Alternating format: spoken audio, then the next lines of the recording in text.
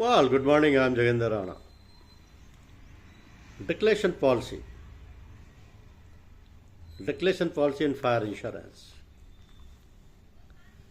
There is a fire policy with a declaration clause attached thereto. This policy is issued to cover stocks which are subject to marked fluctuations in quantity.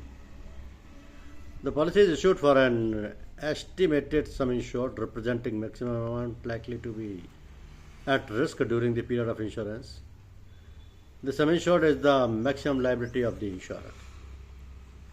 So the premium charged at the issue of the policy is provisional and is calculated on the basis of the sum insured.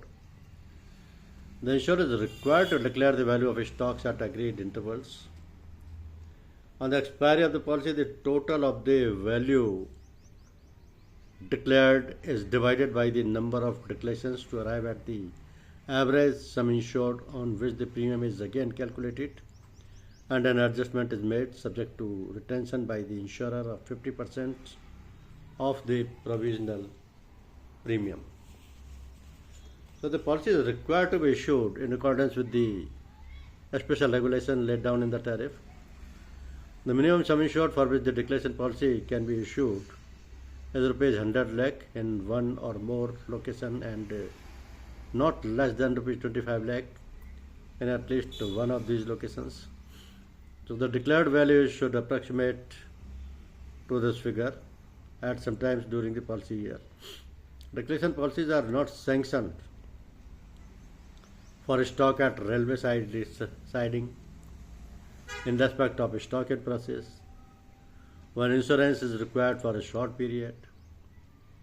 So the sum insured under a declaration policy cannot be reduced during the currency of the policy. This policy has several advantages.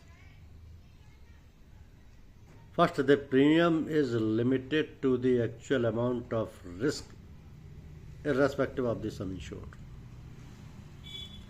Second, irrespective of the premium eventually paid at the expiry of the policy, the liability of the insurers remains up to the sum insured at all times during the currency of the policy. And third, the provision for adjustment of premium is an incentive to the insured to effect cover to the maximum amount.